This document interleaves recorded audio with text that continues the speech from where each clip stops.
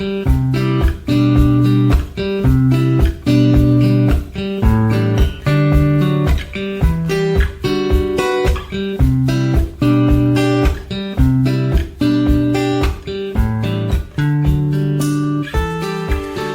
everyone and welcome to Marking the Role. My name is Phil Dye, I'm your host, and this is going to be the final episode of Marking the Role, not because I really want it to be, but because I've had a pretty nasty diagnosis of throat cancer and have to undergo some treatment, and I thought it was best that this be the last. Now, if something happens and I can talk again and make things clear, well, I may well revise it. But at the moment, this is going to be the final episode. And, you know, it's funny. When you get a diagnosis of cancer, you think, bugger it. I'm just going to let things rip here.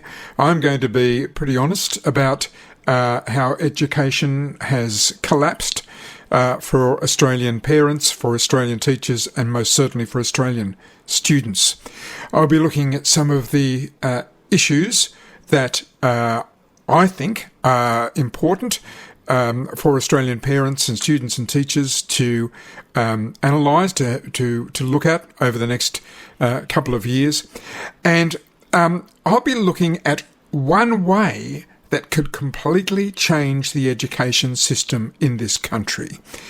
And that is all to do with the rather boring idea of school funding, but you'll find it's not boring at all, and it could be the answer to your problems as a teacher or as a parent, and most certainly as a student.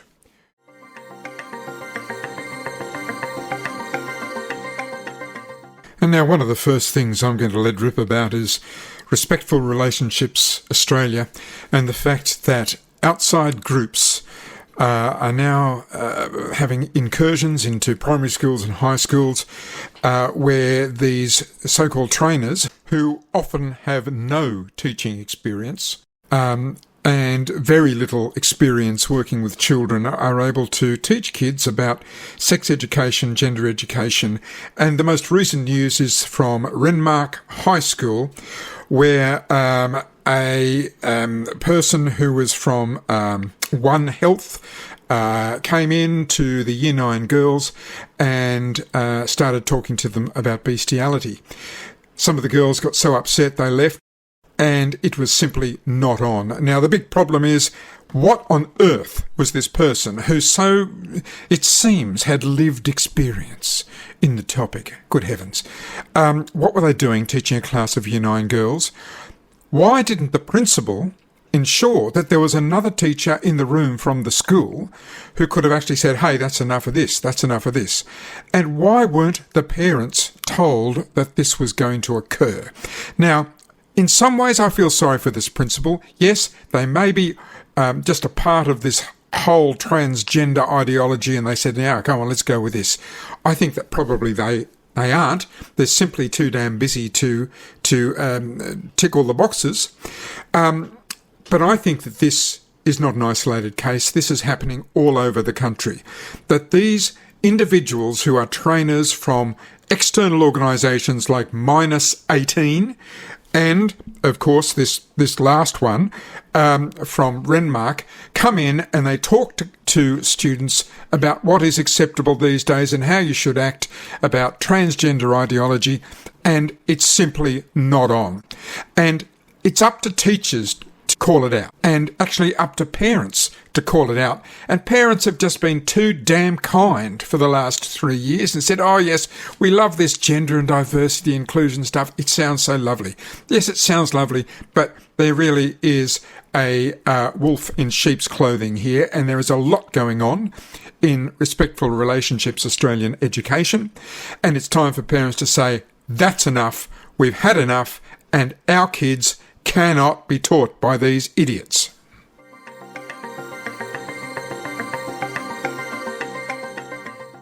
Now, as you might tell, I'm quite prepared to let rip when you get a bad diagnosis, so that's the first thing for today.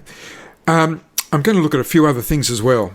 And one of these that I feel strongly about, and I know many teachers do, is the inclusion policy of having kids with quite extreme disabilities in a classroom. They're expected to learn what other students learn.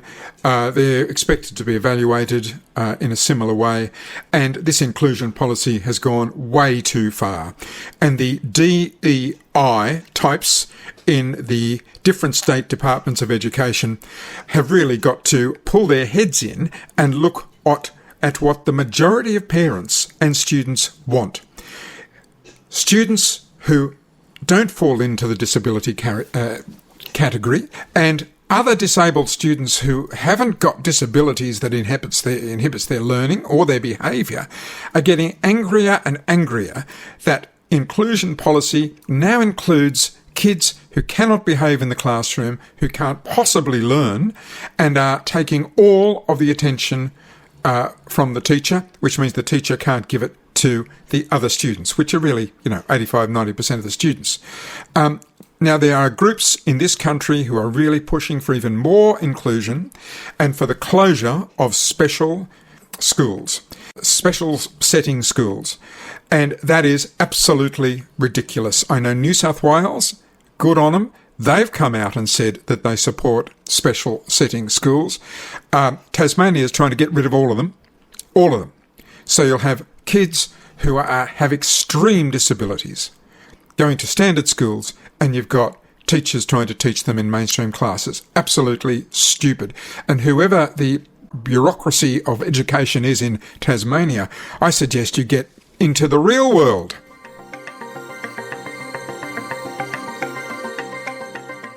Now, before I have a brain aneurysm, I'd better get into the topic for this final episode, and that, as I said, is the idea of school funding, which is terribly, terribly boring. It sounds terrible, but it is quite exciting if you look at other models around the world. And about this time last year, I was in England and interviewed the headmistress of the Michaela School, Katharine Birbalsingh, about the Michaela School and how it got its funding and what the students were like and its discipline policy.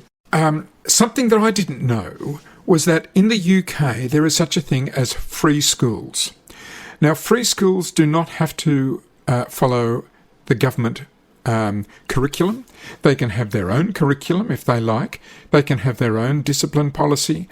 They can employ their own teachers. And they can discriminate against certain teachers who might have different religious beliefs, for example.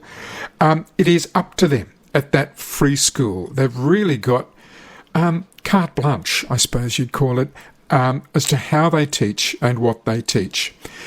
Michaela School is a free school, and that is one of the most outstanding schools in the UK because it takes kids from a not-so-wealthy area in Wembley, and these kids aren't high achievers, and suddenly they are achieving more than they ever thought they could because of the discipline policy. Now, I'm going to let Katharine Birbalsingh tell you about how the Michaela School operates and how free schools operate. But I'll just fill you in on one thing, and that is, in the UK, every school-age student is allocated an amount of money. And that amount of money can be spent by the parent wherever they wish. And in primary school, it's a certain amount of money. Let's say in Australian dollars, it's $10,000. High school, it goes up a bit. Let's say it's $12,000. But the family can make the decision as to where the student goes, whether they go to a government school, whether they go to a free school, whether they go to academy school. So that is very different to the way it works in Australia. The parents get the say and the control about where their child and children go. Here's some words from Katharine Birbalsingh, and the sound is a bit different because it was recorded in England on a small recorder about a year ago. What is a free school? The free schools in Britain came about in 2010.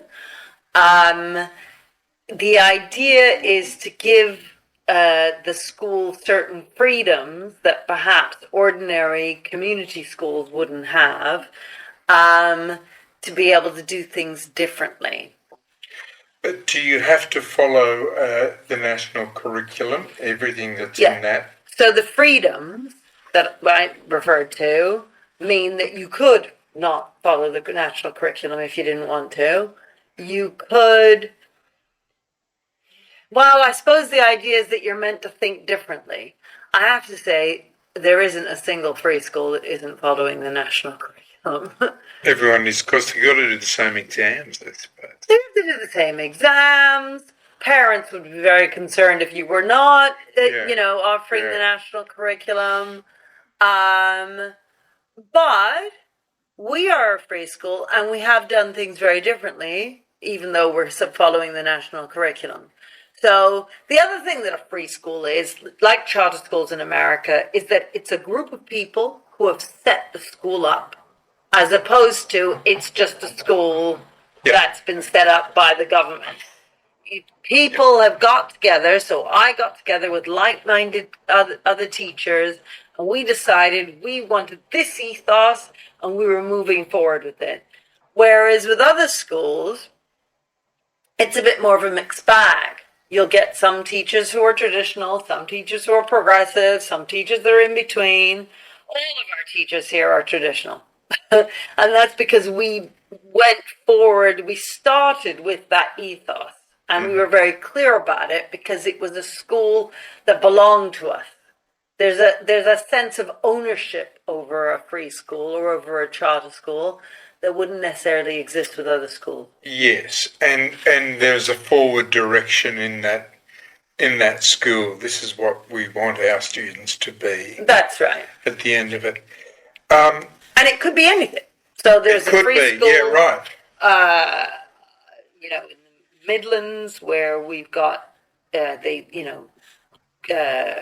sheep and cows meet you and pigs meet you when you get out of the car in the car park. It's a completely different philosophy to our philosophy, but it's very much got a particular ethos and a particular philosophy. And it's up to that school to create. That's right. That's right. In Australia at the moment, we have a national curriculum which goes from K to 12. And it's fairly new, but the national curriculum has a lot of ideology, a lot of politics in it. And an example is that Captain Arthur Phillip, who settled Australia, came out with the first fleet, is only mentioned once in the entire curriculum. And Australia Day is called Invasion Day. Now, is the national curriculum in the UK, are you confronted with that sort of idealistic philosophies?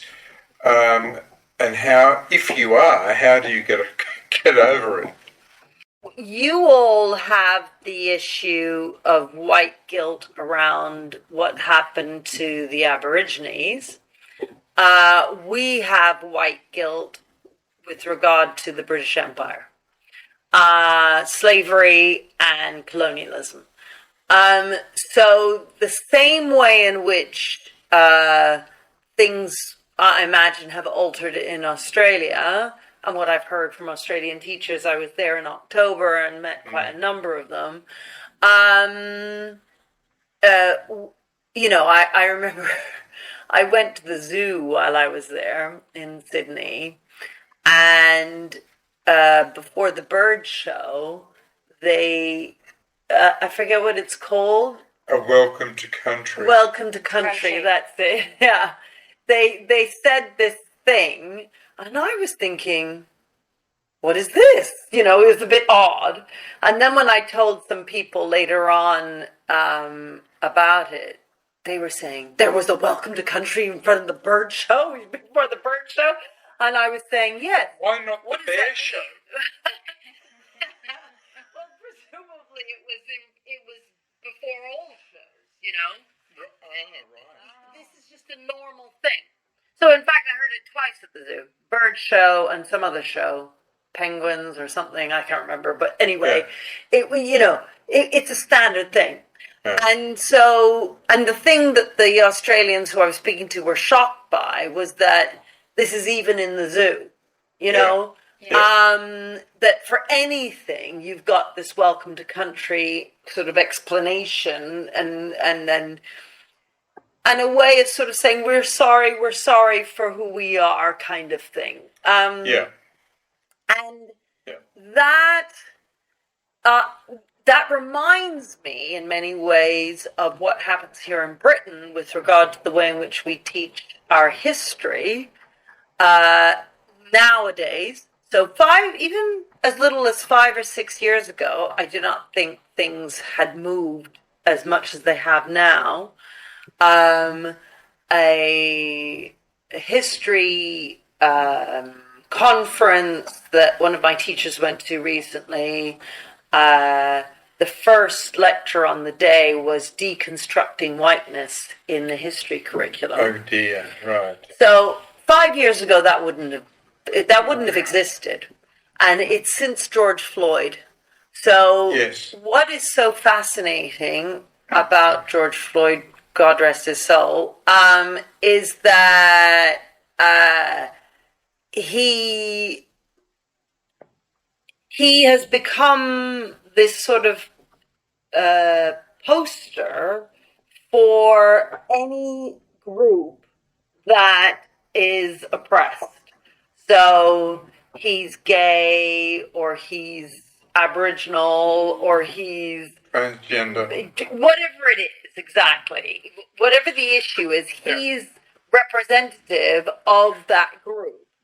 And it means that since George Floyd, a lot has changed. And it is interesting because on the one hand, the people who are doing the changes say, we must recognize the terrible racism in society. We need to do something about it.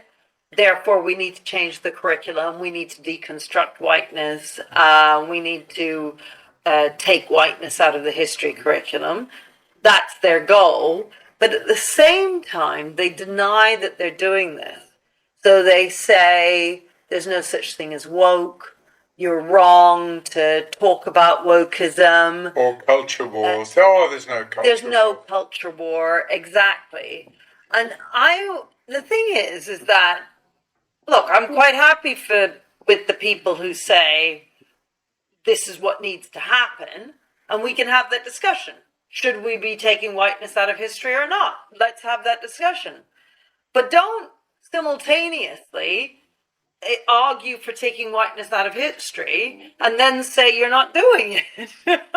Like that's the thing that is so frustrating about this conversation. Yeah. Because there is definitely a culture war. And there are definitely two sides. There's one side that says we're quite traditional, we'd like things to remain as they are. And there's the other side that says, oh my goodness, that way is really racist and oppressive to various groups, and we need to change things. Yeah.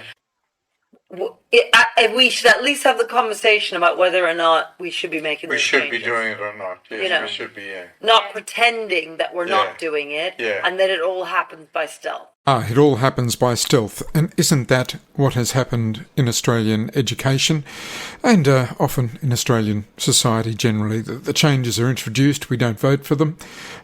They're just gradually introduced, and it's like boiling a frog. It's time to stop gender radicals telling your children they could be born in the wrong body. It's time to stop third-party businesses teaching your children about transgender ideas, bestiality, and being queer. If you're a teacher, parent, or anyone concerned about these things, please put your name to the Declaration of Biological Truth Australia. It's safe, easy, free, and you can sign privately so your name won't show. Over 1,000 parents, teachers, doctors, and concerned Australians have already signed. Just search for Declaration of Biological Truth Australia. Now here's Katharine Birbalsingh talking a little bit more about the funding of free schools. Government funding for the school Is it the same as for a public, state? Yeah, that's a good question. I should have said that with regard to free schools, which is that if you're a free school, the funding comes directly to the school instead of going to the council first. But I mean, in the end, the council would just pass on the funding to the school, so it sort of ends up being the same. But the funding does come directly to it. And it's the same amount? Yes. Right. Yes, I mean, I don't know about the arrangements that the other schools might have with regard to the council. It used to be once upon a time that the council would keep some of that money and then provide you with certain services. But I have to say that the vast majority of secondary schools in Britain are now either academies or free schools. And academies are exactly the same as free schools. The money will go directly to them. So, each student is given a set amount throughout the UK. If you want to spend more than that amount, you can send them to a specific private school like Eton. Well, you've got to pay for that. But every student is given the same initial amount. Now, it won't come to you as a cheque made out to you. It'll go either to the school that you allocate, or it can go to your local council, and your council then says to you, where do you want the kids to go to school? And you tell them, and the council gives it out. So, you can't go and spend it on new barbecues and cars. But that's completely different to the way that Australian education is funded. It seems that there is less control, but in this there is more diversity in schools, and it means parents don't have to go to a certain school and abide by their rules if they don't want to.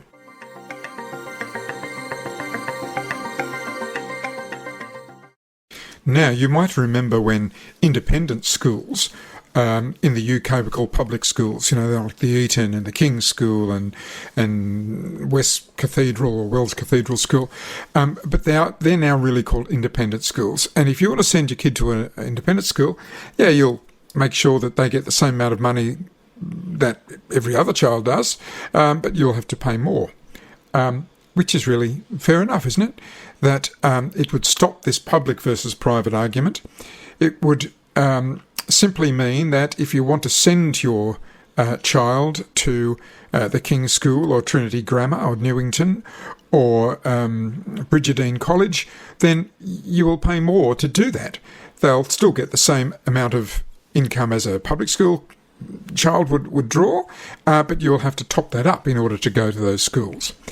I think that would be a great way to try and equalise the payment or the funding of schools in Australia.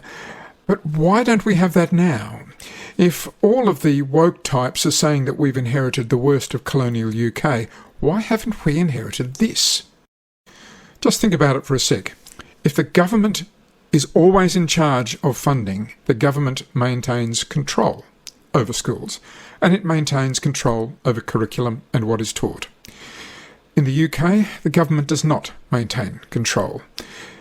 Yes, most schools do follow a national curriculum or variations of it because the exams are the same. But in some schools, they don't teach certain parts because it doesn't fit within a belief system that they may have. So in UK, it's far more flexible and free, whereas in Australia, we have been doomed through government funding, and that means control of all our education. And Australia probably doesn't want to hand over government funding or school funding to the same method as the UK because, governments will lose control, won't they?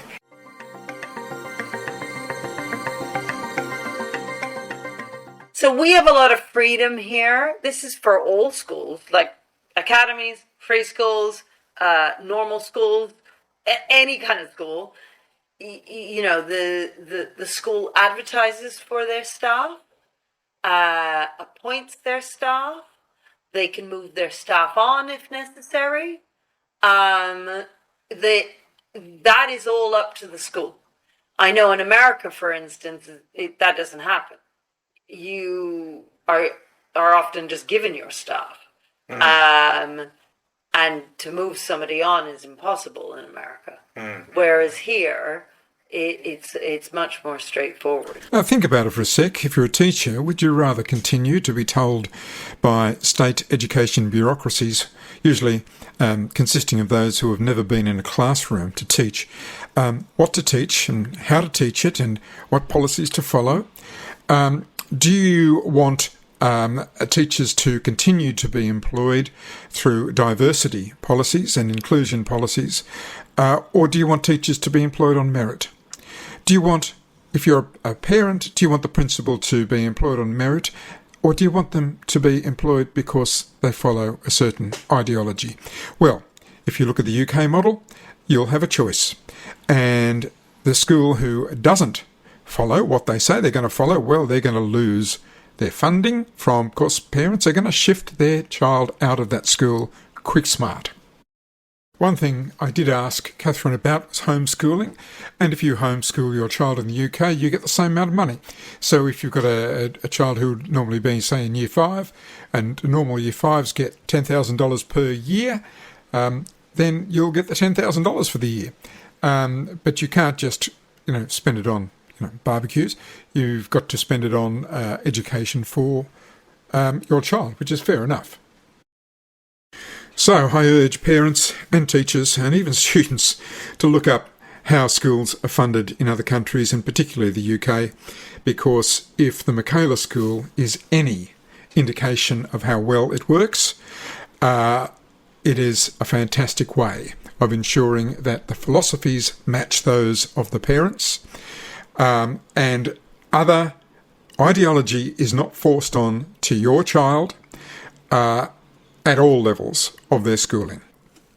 I'd love to see free schools start in Australia. I really look forward to it. But I thought I'd let Katharine Birbalsingh finish this topic, although there'll be a couple of others towards the end, just on how she started it and what sort of opposition she experienced, but also what the parents are now saying about it.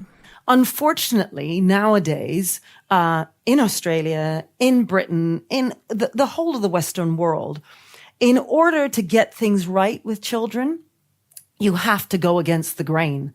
That is unfortunately the situation we're in.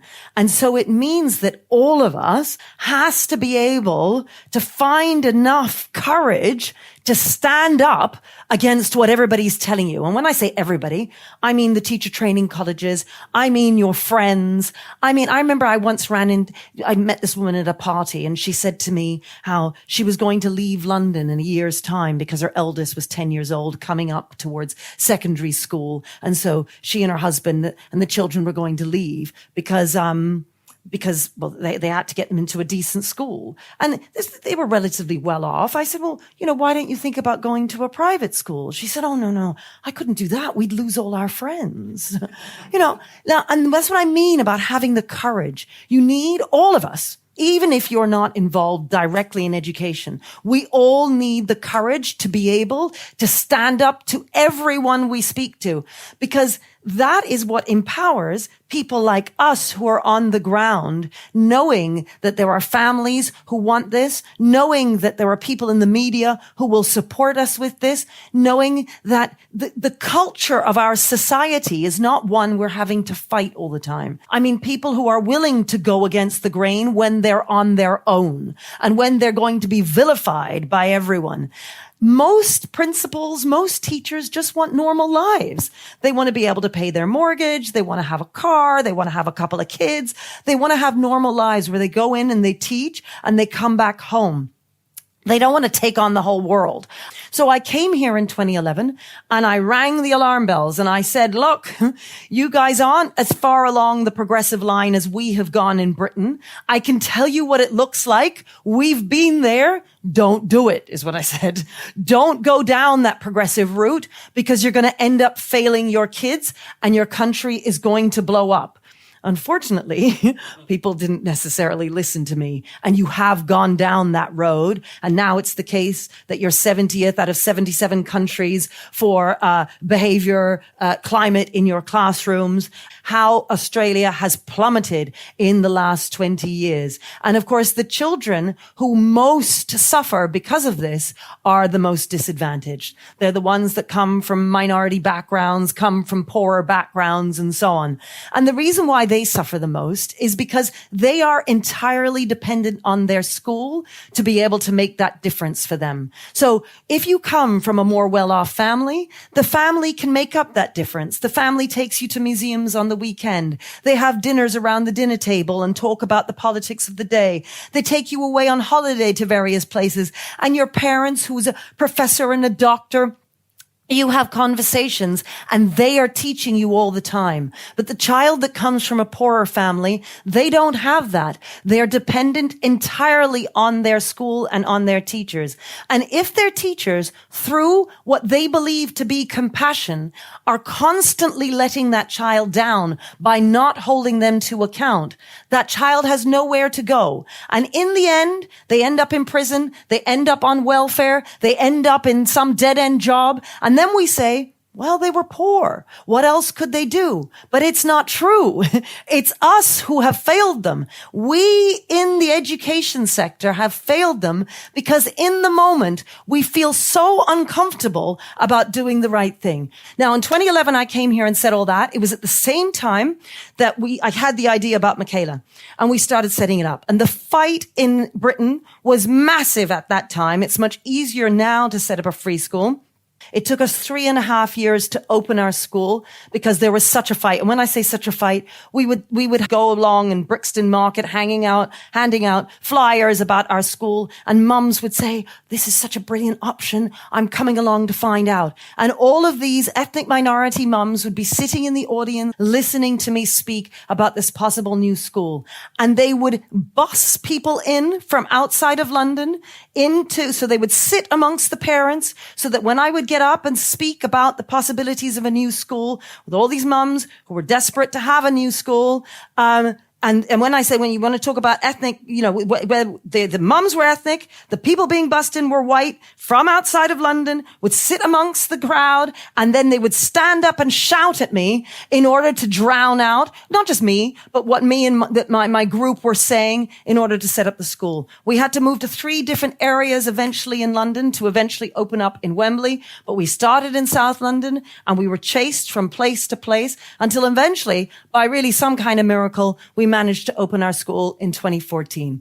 We opened with 120 children. We have been growing ever since. We've now got a full school. We've now, a couple of years, every year, we send a few off to Cambridge and to Oxford. But it's not just that. We've also got other kids who might become plumbers and hairdressers and so on. But they turn up on time. They know how to stand up and how to sit up straight. They know how to bring their equipment. They know how to say good morning and good afternoon, sir and miss, as they walk down the corridors. They are happy. And this is the point. You are happy when you are successful. You are happy when you know who you are and what you can deliver.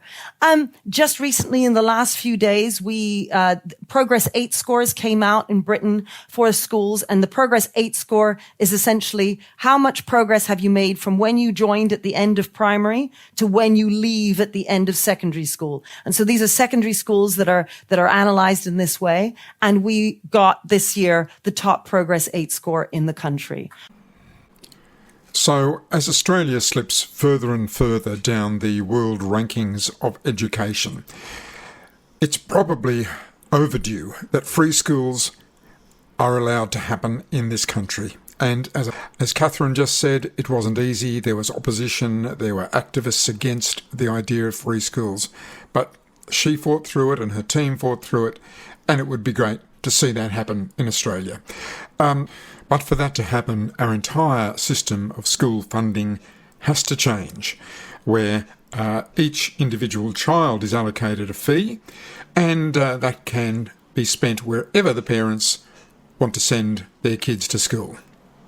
And thanks to the Centre for Independent Studies for the use of that last piece of audio from Katharine Birbalsingh. Now, I said I was going to let rip on a couple of other issues, and one issue that really gets to me is the disproportionate amount of women in the education bureaucracy compared to men, and indeed in teaching compared to men. I know my favourite teachers at school were men, maybe because my father was absent a lot of the time, but I think it's so important for boys at school to have good male role models, and often this comes from having a great male teacher. Women make up 85% of the teaching workforce and well over 50% of the bureaucracy. Now, I'm not saying that women aren't good teachers. Women are fantastic teachers. I'm not saying women aren't good in the bureaucracy. No, that's not right. They're fantastic. But I'd like to see a gender balance. But there's another bit of an issue going on here too. Now, I've never worked in the bureaucracy, but many ex-teachers have. And they say that education departments in nearly every state have a disproportionate amount of LGBTQA members. I know in the recent Mardi Gras parade, the Department of Education in New South Wales had a float. I mean, really? I'm starting to wonder whether what other teachers have told me about this is completely true. Now, there's nothing wrong with that ideology, but when it is a disproportionate number of staff who all have that ideology and that lifestyle, you'd wonder whether it's good for education generally. And we know that through DEI employment policies, diversity, equity and inclusion employment policies, that people can be employed according to what they believe in, not because they are the best person for the job. And I feel that for the sake of education, we have to return to recruitment policies based on merit.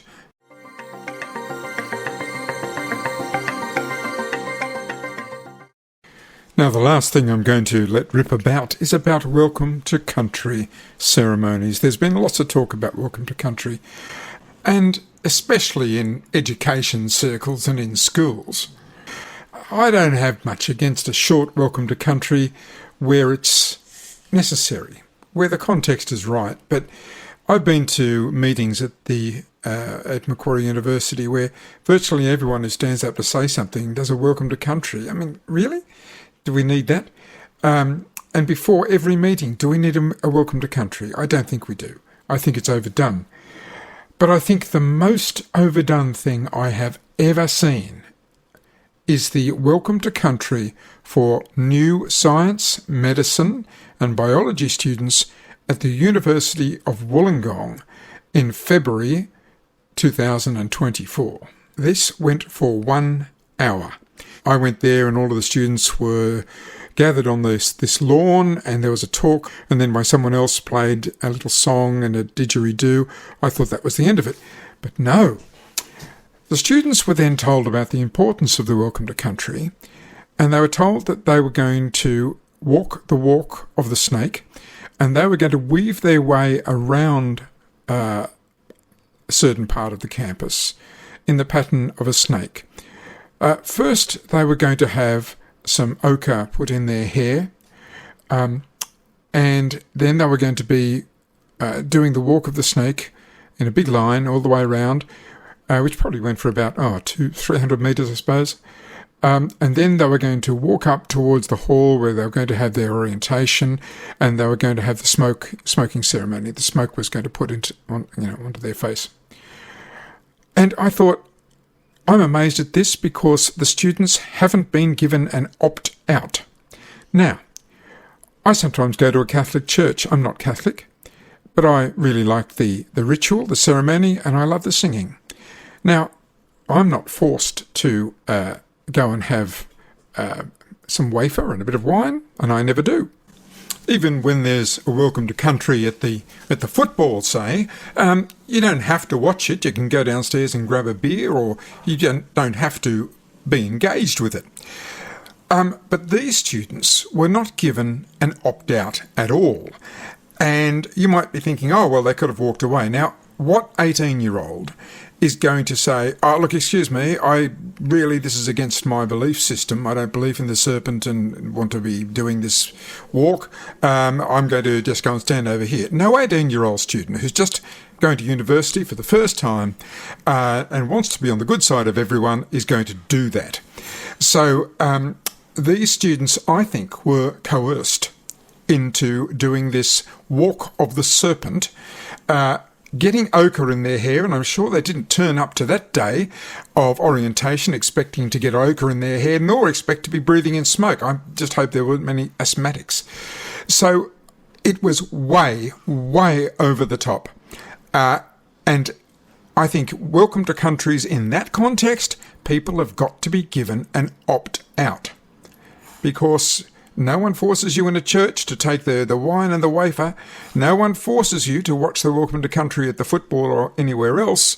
But these poor students, fresh out of high school, were really forced and coerced into doing it.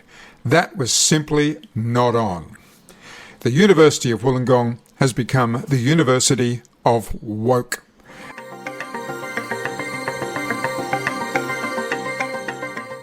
Okay, well, thanks for listening to my Let It Rip segments. I think I've got that off my chest.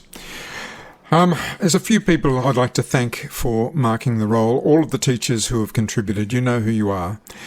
And for those who have supported marking the roll through donations and subscriptions over the last 2 years.